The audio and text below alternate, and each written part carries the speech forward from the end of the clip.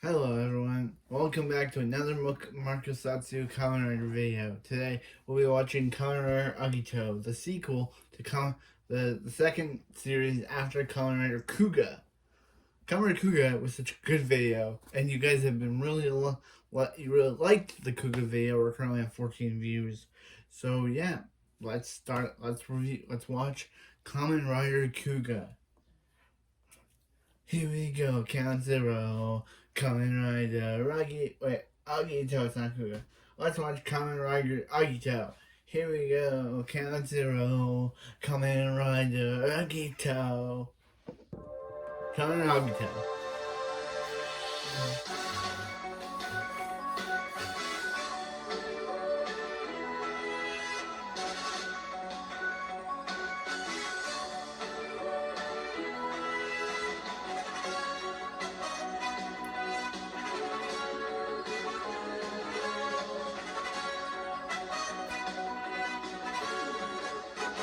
Kamen Rider Agito. Kamen Rider Kuga was meant as a stepping stone for their franchise's return, and luckily it did well enough in numbers so another season was greenlit. The drama was great, the toys sold enough, and women were all over Joe Gear's portrayal as Yusuke Godai. On the surface, the next season seemed similar and the connections were pretty obvious at first. However, Kamen Rider Agito would grow on its own without having to be compared to Kuga. They're meant to be different with more Kamen Riders, more action, and of course, more drama. We start with Trash on a Beach, which may or may not be a sign of quality for the season. For legal purposes, that is a joke. We also see a kid playing with a strange mechanism. Elsewhere, a man named Makoto Hikawa tests out a battle armor called G3, which is based on a certain someone we know. More on that in a bit. At a school, a young man, Shoichi Sugami, delivers books to a teacher, Yoshihiko Misugi. Apparently, Shoichi isn't a very good cook, as you can tell by the teacher's reactions when he says Shoichi's gonna cook dinner tonight.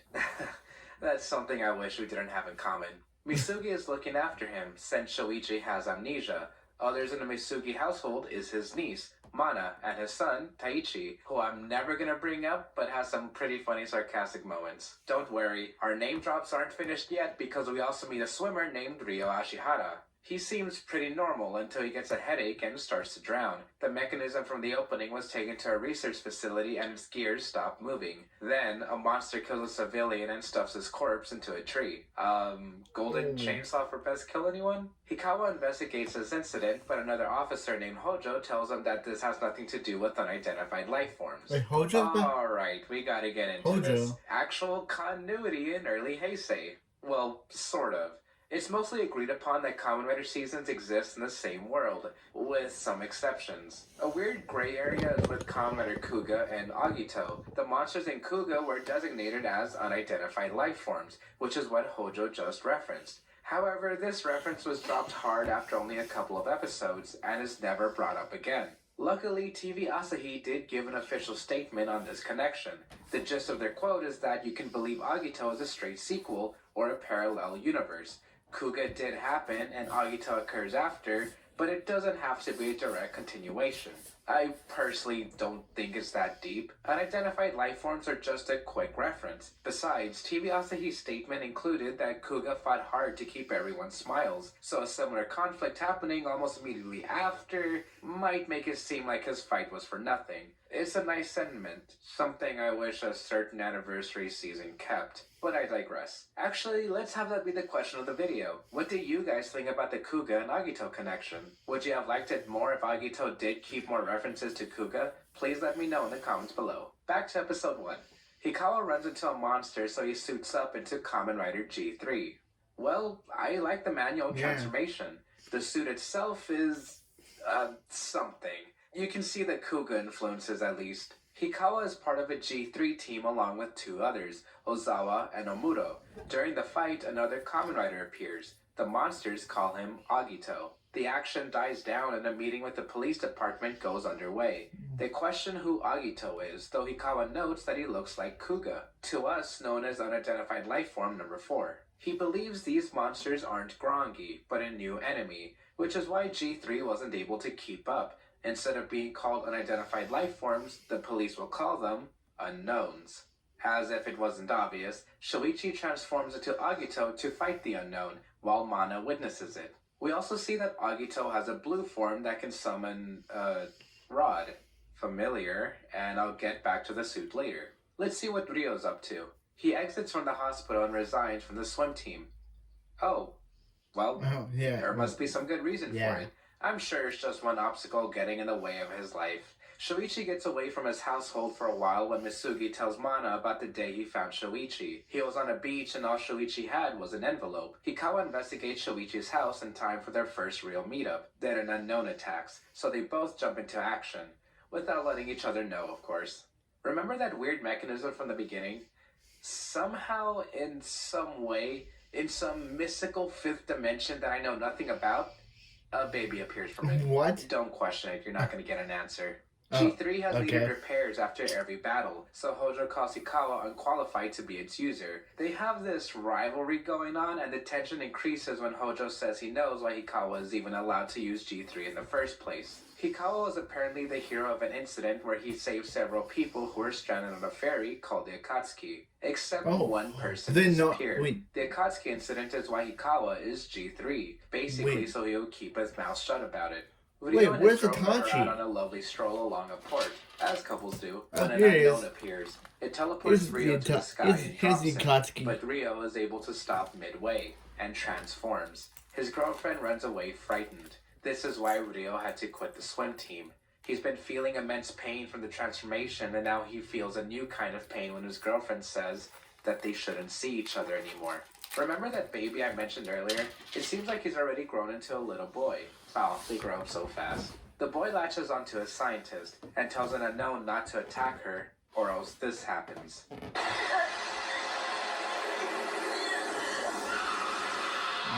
Jeez. Despite Ryo being broken-hearted, and broken in general, he finds the will to protect others, even his now ex-lover. He sees an unknown targeting her, and then Ryo transforms. Fun fact, Ryo's actor was actually married to Time Yuri/Time Pink's actor. And they had one child together before they got divorced. Kamen Rider Gills. We had something mystical with Agito, mechanical with G3, and now something organic with Gills. The suit is very jarring to me, maybe because I feel like riders are generally people with an armor-like appearance, but Gills feels like a monster, not a human, not dissimilar to Shin. Gills' mouthpiece can open up, and that's just awesome. I briefly brought up G3's suit. To put it more in depth, I like the idea of a man-made rider suit. Not bionic like Ichigo or Rider-Man, but something you have to put on piece by piece to be called a rider. I just wish it didn't look, janky? For shirts and torso bulging out make it seem like Hikawa missed arm and leg day. Agito, on the other hand, is mixed for me. It's a nice evolution of Kuga, adding just a little bit more flair, I want to say. The colors are cool, the design is clean, though a bit more armor on the legs would have been better. Agito has a couple of forms. Why didn't I bring it up before? Because he already has them and uses them whenever he wants to. There's no arc or how or why he gets them. Shoichi can just do it. Today is the anniversary of Mana's father's passing. He was murdered a long time ago, so Mana keeps clippings of the news in her room. Shoichi finds them and envisions something, although the weird thing being that Mana can see his memories, and they don't look so good. Mana wants to test out this new power to help Hikawa investigate, and he just goes with it, I guess. One thing leads to another when Mana, Shoichi, Ryo, and Hikawa all cross paths to find one person. Shinohara Saiko. She's a diver where Mana and Shoichi find a pot she gathered with the Agito insignia on it. Ryo knows Saiko because her name appeared on his late father's notebook that was tied to the Akatsuki, and Hikawa still can't find with Hojo. Saiko explains that there are ruins in the lake where she goes diving at. It belonged to an ancient civilization that worshipped a warrior who had the Agito logo. However, Saiko's brother says that she went crazy a year ago due to the Akatsuki incident, meaning that the story of the civilization may have been made up. Though it doesn't matter now since she may have known too much and is killed by an unknown. Remember the little boy from earlier? Well, now he's an adult. He got taken in by the police and was admitted to a hospital when a visitor arrives for him. The visitor writes his name as Sugami Sawaki Tetsuya. Oh look, there's a meme of Shoichi and Hikawa sticking their fingers in the mouth of fish. It's how they can tell it's fresh. Yeah, it's still pretty funny with or without context. Mana Yeah. visits the police That's station every gross, once in a too. while to get any updates on her father's murder. She and Hikawa investigate a house when Mana has a flashback of her reading a book about Momotaro and Onigashima. That's a really strange coincidence.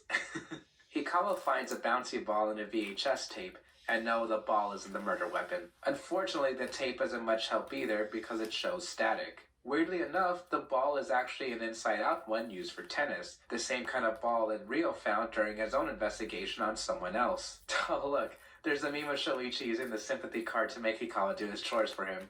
So Hojo has been a bit of a jerk ever since he got introduced, and he decides to formulate the Agito capture plan behind Hikawa's back. It gets the approval from the higher-ups, so Hojo thinks of a way to fight him without using G3. Episode 22, Fateful Showdown. Due to some poor timing and miscommunication, Ryo thinks that Agito killed someone close to him. Then Hikawa arrives as G3 and gets the suit absolutely destroyed to the point where we get a helmetless scene. The G3 team look over the footage of the fight. Ozawa assumes that Hikawa is feeling guilty over the G3 suit being broken yet again. But Amuto notes that maybe it isn't Hikawa who's weak, but the suit itself. Ozawa has been gathering data since G3's first deployment. So now, it's time for an upgrade. To the next step of Hojo's Agito capture plan comes a draft he submitted for a new anti-unknown system, which he calls V1. For some reason, the TV Nihon subs make it look like it says VI, as in the Roman numeral 6, but no, it's V1. I got all your comments on that, thank you. Although, Hikawa already has plans for G3X, her next project. Hikawa tests out G3X in a simulation, but even that's too much for him. Hojo scoffs, saying that Hikawa is too weak, so he'll show them what a real system can do, once Hojo puts on the V1 suit. The reason G3X is so powerful is because Ozawa added a special AI for it to work on its own, but Hikawa is training himself to fight his own way. Ozawa does have a backup plan for someone else to use G3X. Omuto smiles happily. She visits Shoichi because he's always relaxed and knows he won't fight against the system. With that, Hikawa pleads for another chance. The day comes where it's G3X versus Hojo's V1, which looks kinda cool. You might recognize parts of V1 coming from Metal Hero shows. G3X looks awesome too. So big and brutal, you definitely wouldn't want to fight against that. During their test runs, G3X starts pummeling V1 and goes off on its own to fight an unknown. Hikawa pulls out a gigantic gun and is able to kill off the unknown. During one fight, Shoichi falls into a body of water and gets a vision of a woman in white. He knows who this is. It's his sister. He gets visions of an academy, an ocean, a woman on a table. In a similar way, Ryo reaches his own conclusion after investigating some more. He meets more people who are on his father's list that were part of the Akatsuki incident. During another fight, Ryo gets a headache and passes out. One of the men on the list say that they should keep Ryo around until someone named Kino tells them what to do. Oh look, Shoichi uses Trinity form for the first time. I guess he just now figured he could press two buttons at the same time. Maybe we weren't supposed to know about it. I gotta ask a rhetorical question here. What do you consider to be artsy? It's a very broad and general term that I can't exactly put a definition on.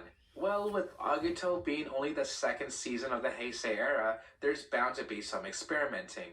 Kuga's fight scenes felt raw, and Agito is about the same, but there are moments where fights are more tightly choreographed. Kuga and Agito's transformation sequences are pretty straightforward. Then we have Ryo and the embodiment of Gills walking in front of a bright light, and Ryo accepting the monster that is Gills.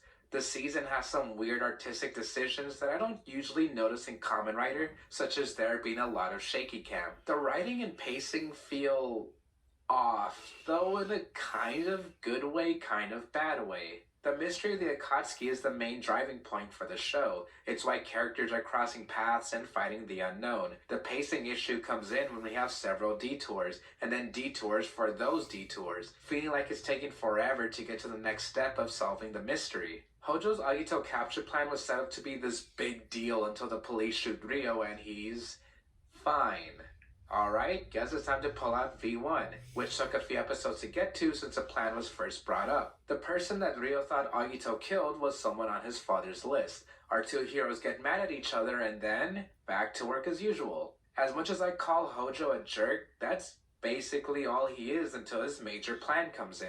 I could say the same thing about other characters too, but not in a bad way. Shuichi is a nice enough guy, a bit too naive, but he's happy to just be a maid for his household. Yeah, he's part of the Akatsuki mystery, though he's happy with whether it's solved or not. I actually like that in a protagonist, laid back and serious when he needs to be, especially when fighting the unknown. Hikawa is also serious when he needs to be. He has funny moments when he's taken off guard with comedic timing. Ryo's serious all the time because he almost has to be. Ryo's girlfriend left him. He had to quit his favorite sport. His dad died, and now he has a mystery to solve so he can get some sort of closure.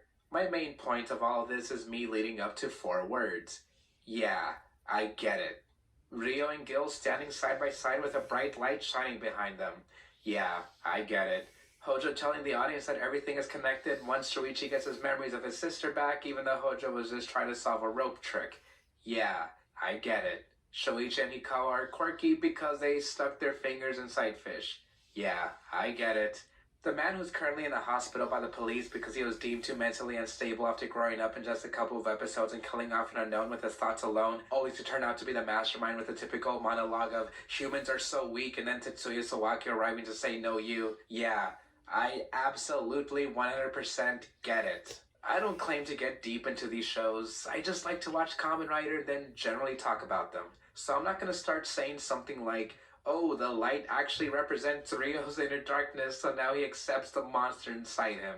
If you like to do that, then that's great. I like seeing other opinions and them delving into something I didn't notice before. Please keep doing that. But for myself, I just want to talk about men in spandex fighting monsters. So what's the main point on top of the main point I'm trying to make? Episode 28, That Summer Day.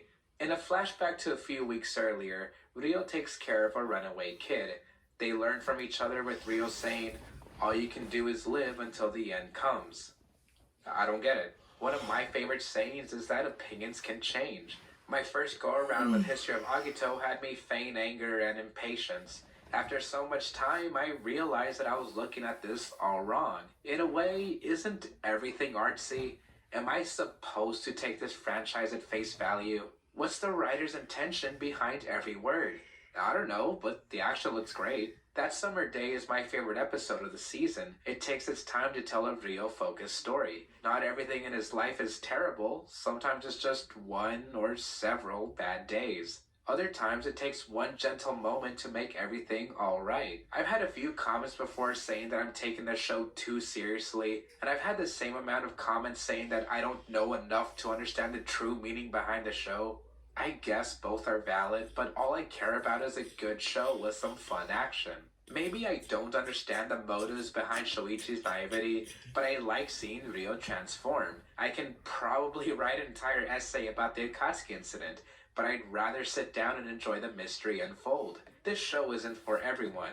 It definitely wasn't for me before, and it doesn't have to be. Some people may not like the pacing, others can get past that just for the suits alone. Everyone has their own reasons to enjoy something or not, and it's all valid. Oh look, there's the meme of Shoichi using a frying pan as a tennis racket. Episode 31, A Person's Whereabouts. Mana is at a park remembering moments of being with her dad. Then she accidentally breaks someone's skateboard with her power. She continues on and gets kidnapped. Mana wakes up in a stranger's bed. They're people that we've seen with Ryo, the ones who brought up a man named Kino. He wanted this group of people to be together because they have similar powers. A new guy named Majina arrives. They discuss how they're all related to the Akatsuki incident, except for one, Mana. But that doesn't matter. The group is happy that they have a place to belong together. Remember Tetsuya? He's been chilling with the emo-looking guy in the hospital all this time. Now he's reaching out to Mana since Ryo has been missing for a while. His body has been floating in a river due to a previous battle, so Tetsuya asks Mana to revive him with her power. Mana wants to stay in the apartment with her own kind, but it appears that people like her are being killed off even faster, causing Mana, Ryo, Hikawa, and Shoichi to cross paths again. A powerful unknown is here, and it's the one that Shoichi remembers from the Akatsuki. Wait, Shoichi was on the Akatsuki? Tetsuya explains to everyone in the apartment that anyone involved with the Akatsuki shares similar fate. They will all be able to transform into an agito. Not agito, an agito. There are species that the unknown are afraid of. Something similar has awakened inside Ryo, though Tetsuya doesn't want to give away why just yet, and frankly I don't really know why either. After a couple of fights, Hikawa witnesses Ryo de-transform. Plus, Ryo and Shoichi now know of each other's transformations too. They both get their misunderstandings out of the way, and Shoichi is happy that he now knows someone who can transform like him. An unknown attacks Majina, but Shoichi is too hurt physically and mentally from a previous fight. Ryo and Hikawa try to fight an unknown, though they get defeated just as fast as Shoichi, who's lost confidence in himself. Ryo wishes he was normal too, but doesn't feel sorry for himself. Shoichi should be happy that he's in a warm place and has people who worry about him. Mana makes Shoichi a salad and tries to cheer him up too, asking why Shoichi never fights for himself. He takes the salad, and eats it.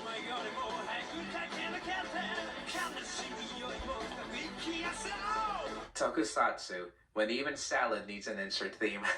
Oh yeah, actually, the music. Let's get to that.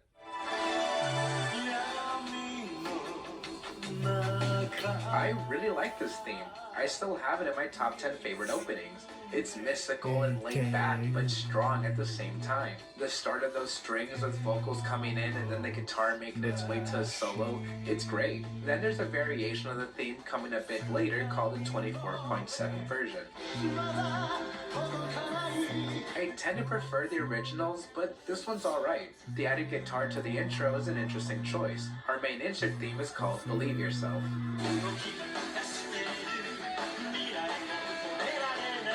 Not the biggest fan, though it gets the job done.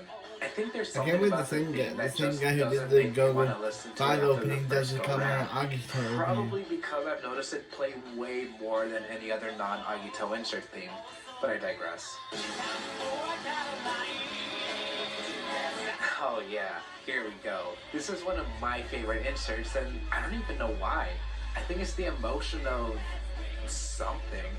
It's catchy. Years later, and I still have a tough time explaining why I love certain pieces of music. Just listen to Deep Breath. It's really good.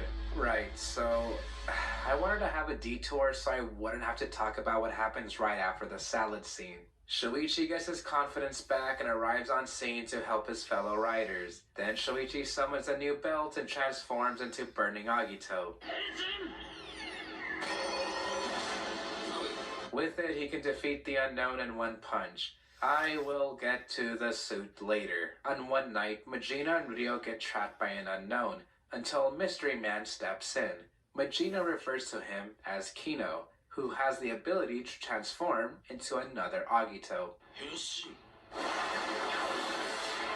You know, I find it weird that he's officially called Kamen Rider Another Agito. It sounds almost as weird as Kamen Rider The Bee. I'm sure the intention was that he would be named just Another Agito, like how Rider Man isn't Kamen Rider Rider Man, he's just Rider Man. I mean, if Kamen Rider Another Agito is so good, then where's Kamen Rider Another Agito 2? I personally prefer the name Agito Squared. Is that not enough Agito for you? How about Agito Cubed? Agito Infinity? You want more Agito? I think everyone's an Agito. You're an Agito, I'm an Agito, but Kino is just another Agito. Another Agito, another Agito, Agito.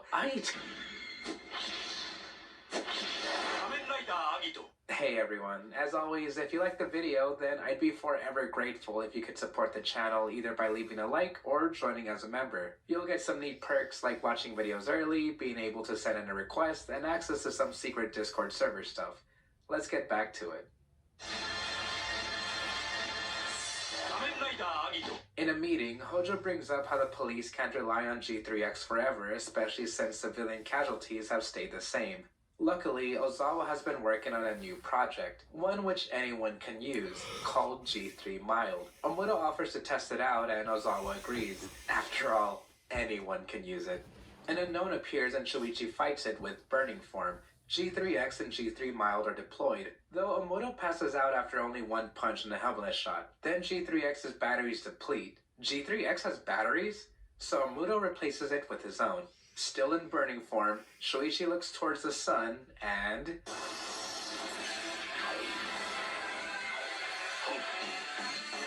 becomes Agito shining form. I'll get to that in burning form later. Afterwards, Ozawa says that G3 Mild is getting dropped as the unknown are getting stronger, so the police require a stronger system. She does have plans for something bigger than G3X, but no one must see it in its G3 current state. Super. She leaves the team's trailer, and a woman sneaks in, ready to steal its plans. Which leads us to the movie Project G4. There's a facility that houses people with superpowers, but is attacked by the unknown. Two kids are able to escape when they meet with Shoichi, Mana, and Ryo. By the way, there's this really awesome Gills transformation. It leads to Ryo and Shoichi fighting off more unknowns on a harbor, when suddenly...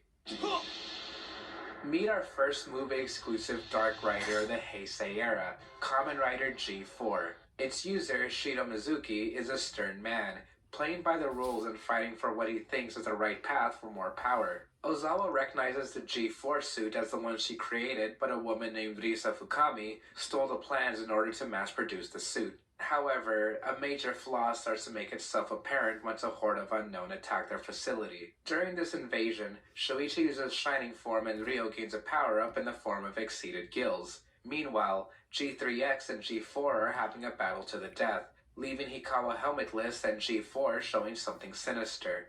Much like how G3X had a powerful AI that caused Hikawa to strain himself, the G4 system has an even more powerful AI that could prove fatal if overused. Unfortunately, Mizuki's blind lust for power caused the G4 suit to take control entirely and leave his lifeless body to be used by the AI.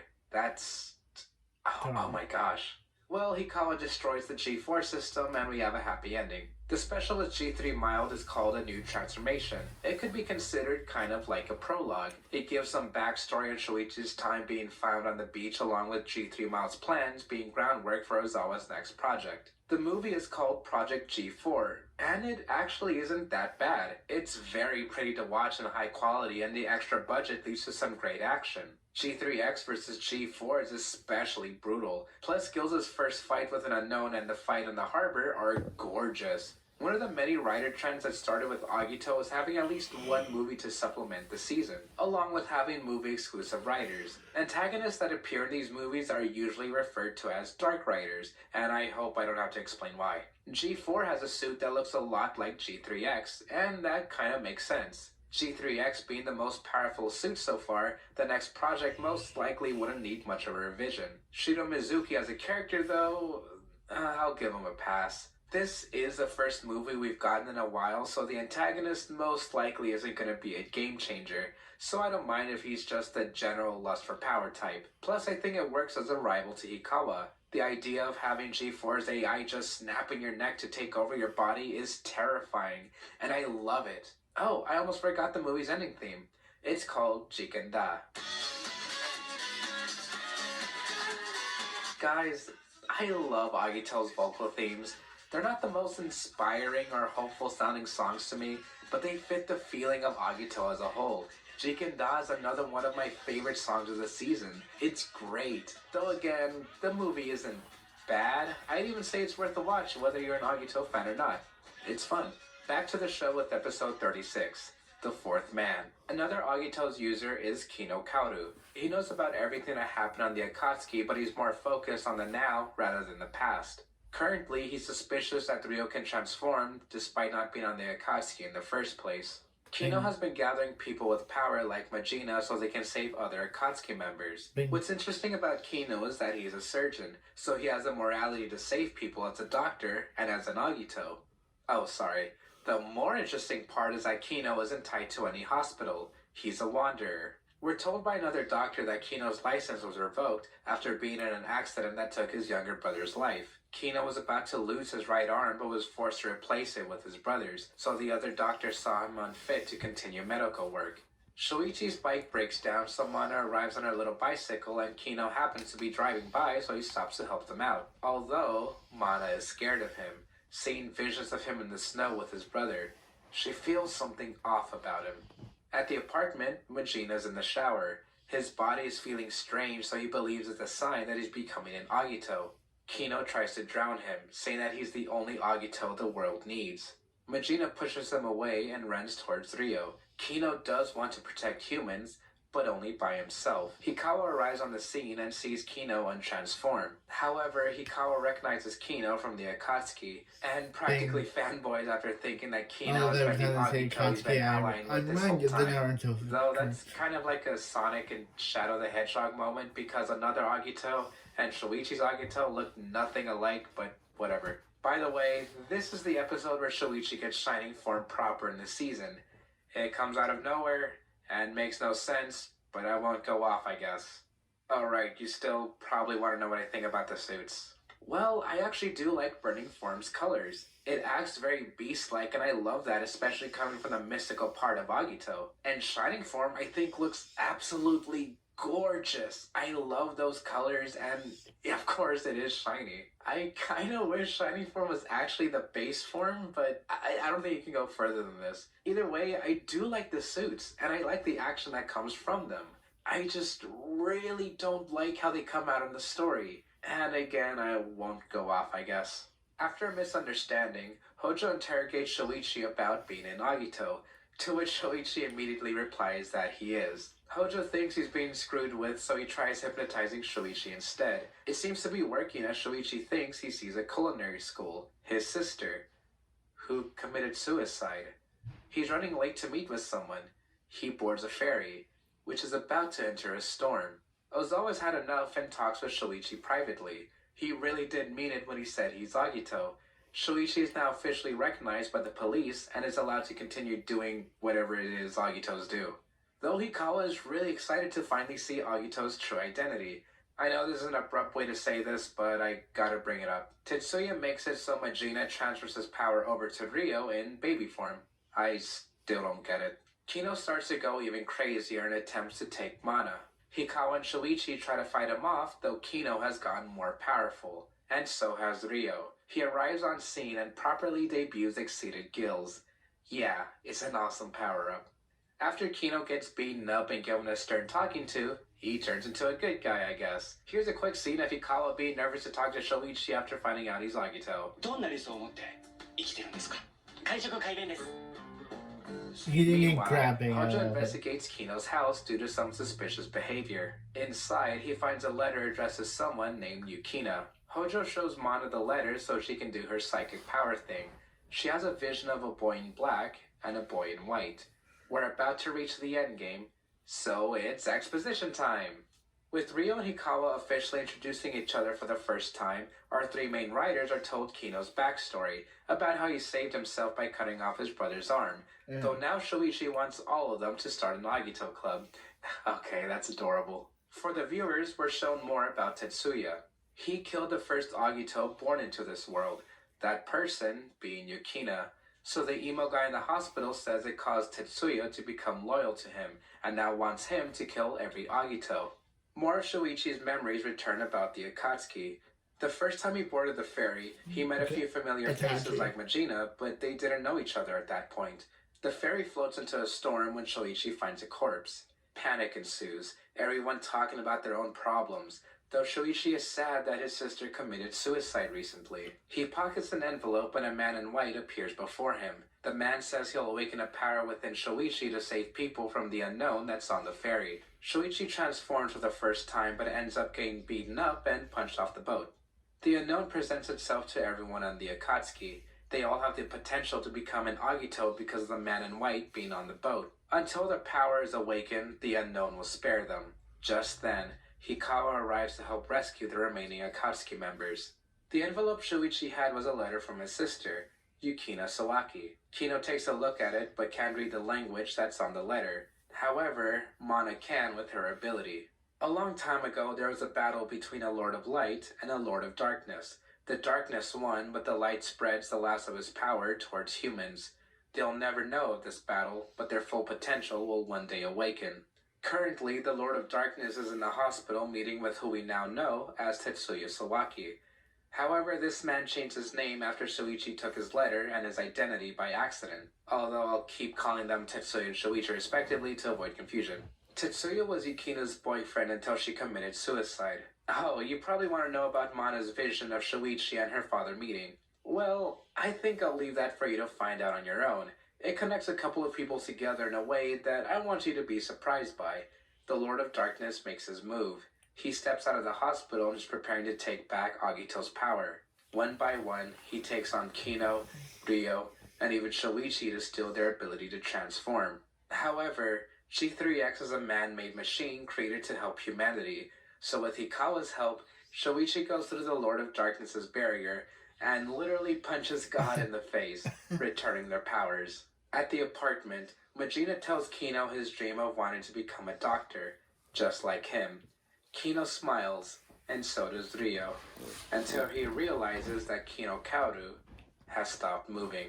So one of my many criticisms of the season is the pacing. I'm not going to go on forever like I did in a previous version of this video, but I think my point is still valid. I'm personally invested in characters like Ryo and Kino. Shoichi and Hikawa are fine protagonists for sure. Even Mana and Hojo are fine enough people to follow around and be interested in. I like how Mana ties into the story without events seeming too convenient. The weird feeling I get is that you'd kinda expect the main villain to be facing off against our heroes directly in these last few episodes. Instead, we get a flash forward to a month later. The Lord of Darkness nor his unknowns have appeared, so the police decide to disband the G3 team. Ryo decides to get a part-time job and Shoichi becomes a chef through some connections. The Lord of Darkness has been building up revenge to destroy humanity and start over. Then the writers group up to kill God. In one of the most I get it moments ever from the show, the Lord of Darkness says that he doesn't understand humans. He revived Tetsuya to kill Agito's, but instead was betrayed. A leaf falls. The Lord of Darkness disappears and Tetsuya dies for real. 1 year later, Omuto trains a new G5 unit. Hikawa is a detective. Ozawa is a professor in London and might be falling for Hojo. Majina becomes Mana's tutor. Ryo rides off into the sunset with a puppy. And Shoichi is the head cook of his own restaurant called the Agito. Thank you, TV Nihon, for subbing this awesome series. Oh, but wait. In the beginning, there was Teos, the overlord of darkness. He created 7 archangels, the Muraku, and the earth. Teos created animals in the image of the Muraku, and he created humans in the image of himself. And the world was good. It was a paradise. As time passed, humans populated the earth. Since humans were created in the image of Teos, they began to believe that they were superior to Teos' archangels. Humans began to eat and enslave animals, which were created in the image of the Muraku. Enraged by the humans' actions, the archangels told Teos that they will not bow down to humans, and eventually will kill them all. Teos did not allow this, but the angels attacked anyway. A war broke out between the Muraku and the humans. One of Teos' archangels, called Promes, sympathized with the humans and betrayed the other archangels. Promes fell in love with a human and had a child. This child grew up to be called Gills, and would lead humans into war against the Muraku. The war ended with the Muraku victorious. In his dying breath, Promes gave his power to the humans. This power would allow them to transform into Agito, a powerful warrior. The archangels wanted to completely wipe out all humans. The angels flooded the earth for 40 days, but Teos created an ark that spared some humans and animals. "Why have you saved these humans?" asked the angels. This is how the end "You have runs, sinned, right? and so have I," replied Teos. And with this, Teos, along with his angels, This were is sealed the away until humans Agito were based able to on obey this is Teos the once Agito again. lore. The ark opened. The humans were led by Agito and G3 so that they could populate the earth once more. G3 was a symbol that humans would one day be able to create weapons and be able to fight for themselves. Agito was a symbol that maybe one day humans and Agito could live in peace. But before the war between Muraku and humans, there was one human tribe that called for help from the Lords. The Lords would deliver a man named Riku, who was given the power to transform into a warrior called Kuga. But that is a story for another day. Weird.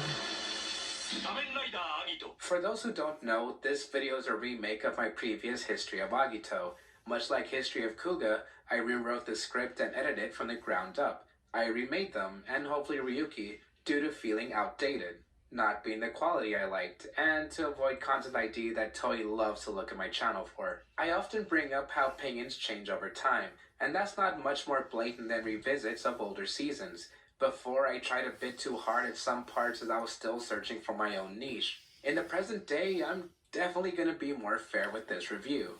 I've been pushing myself for more positivity, so let's start with one negative and the rest will be good critiques.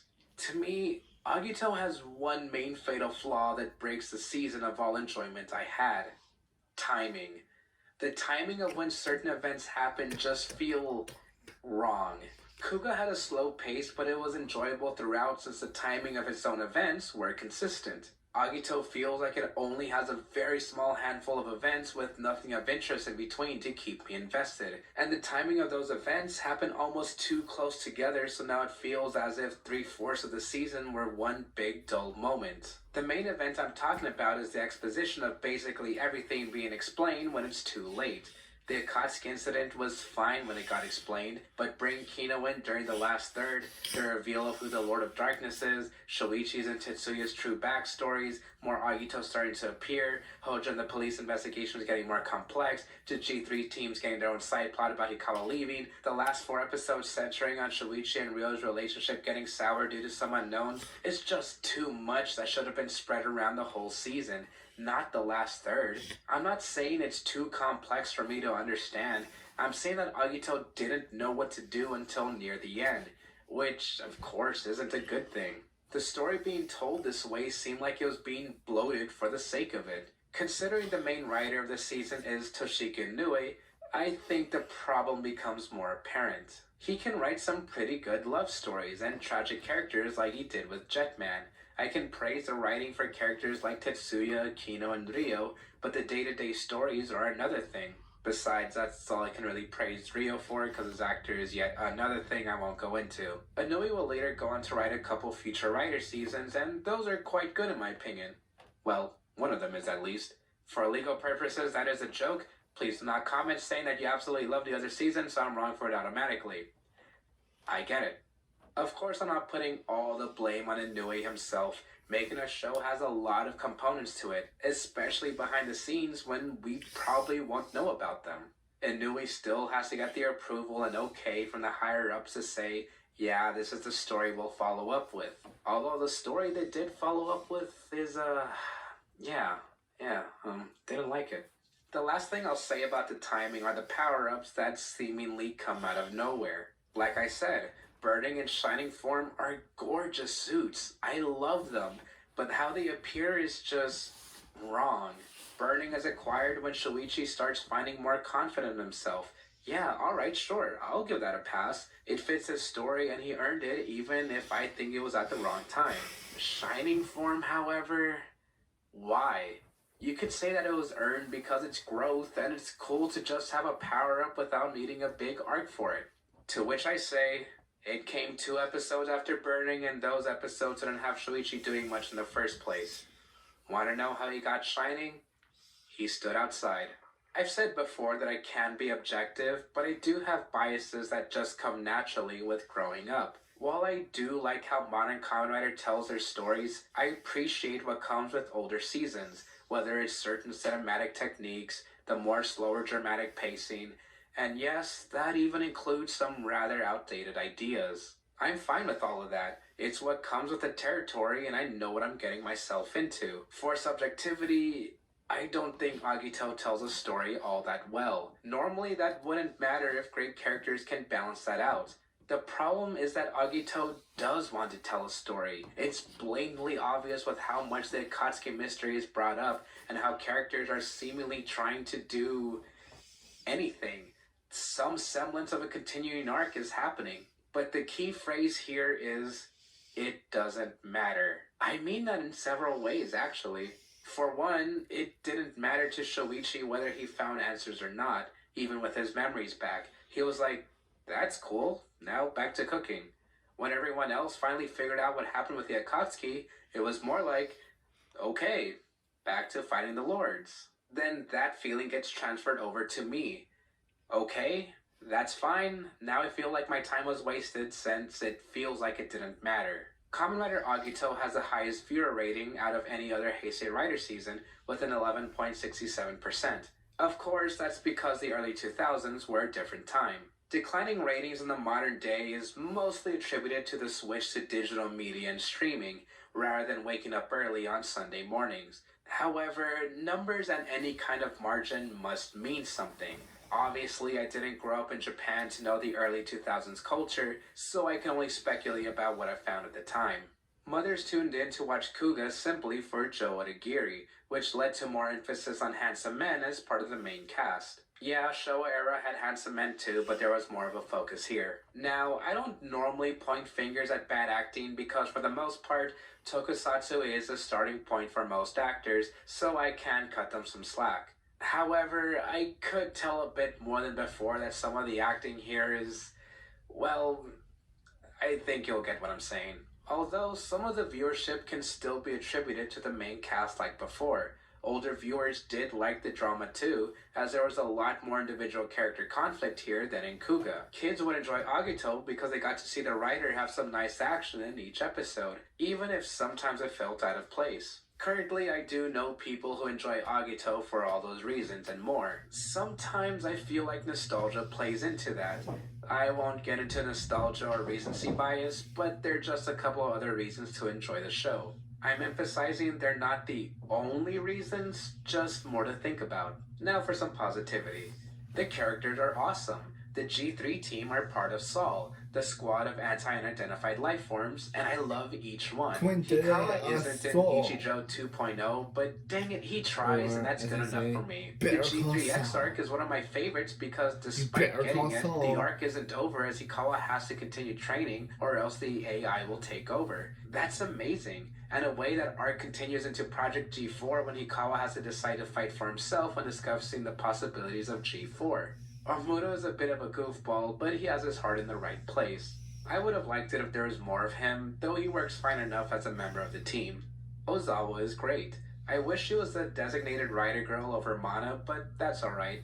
Ozawa gets a lot of screen time and definitely feels like an integral part of the team, outside of creating weapons for them, of course. Kino Kaoru could have been better. He did come a bit too late into the story, and he goes insane literally the episode after he makes his debut. If he hung around earlier and was given more hints into his backstory, then his turn would have been more impactful for me. I do like him though, and his story is still sad. I didn't want to see him go, though this won't be the last time he'll appear within this franchise. Man, I really wish I could say more about him, but coming in so late to the story hurts his character a lot more than it should have. He's there as a cool guy, then goes crazy as soon as he's introduced. Then he's gone. Alright. Still, Kino's pretty Kino.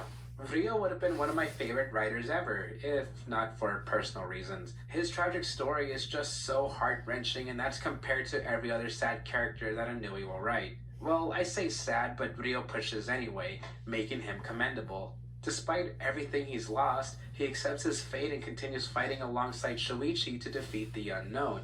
There's a bit of Jekyll and Hyde to him as he unleashes gills to go ballistic during fights. Then the human side of Ryo investigates the Akatsuki incident on his own with empathy towards those that were affected.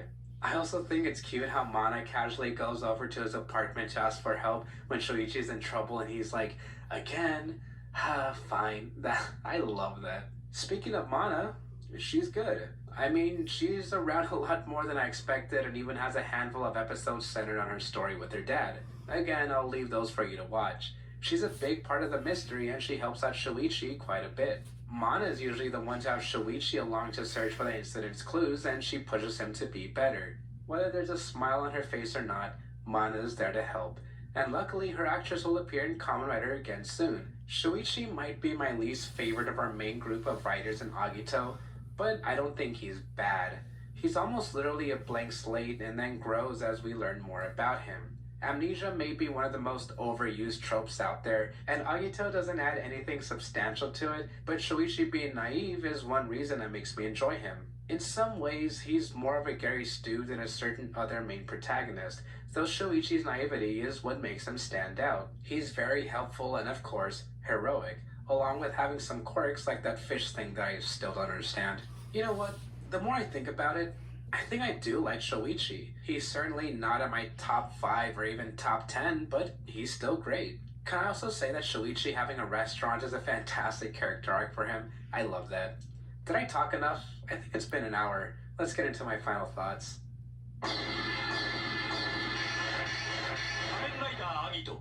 Looking back, this season wasn't as bad as I remember.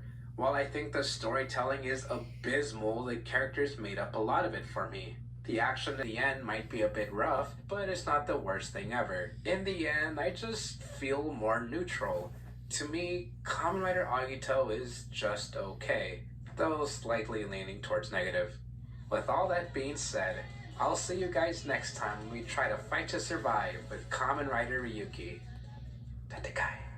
Tatekai. Okay, so that was the end of Kamen Rider Agito. Wow. That was fine. Kuga was good, but this one was just fine.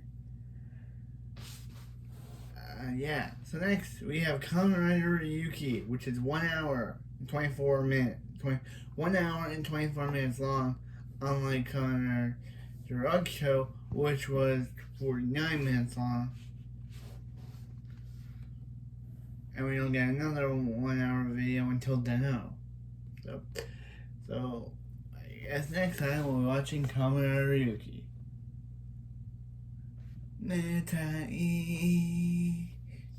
Yeah, Ryuki had its movie with Kamen Rider Geet called Kamen Rider Geet versus Revice movie Battle Royale, where Kamen Rider Geet, where it had Kamen Rider Geet, Kamen Rider Revice, and Kamen Rider Ryuki fighting each other. Where all the actors from I think some of the actors from Kamen Rider Ryuki returned for this movie. It was Kamen Rider Geet versus Revice movie, but it had Ryuki in it. So, yeah. Next we're watching Kamen Rider Ryuki. See you then. Yo.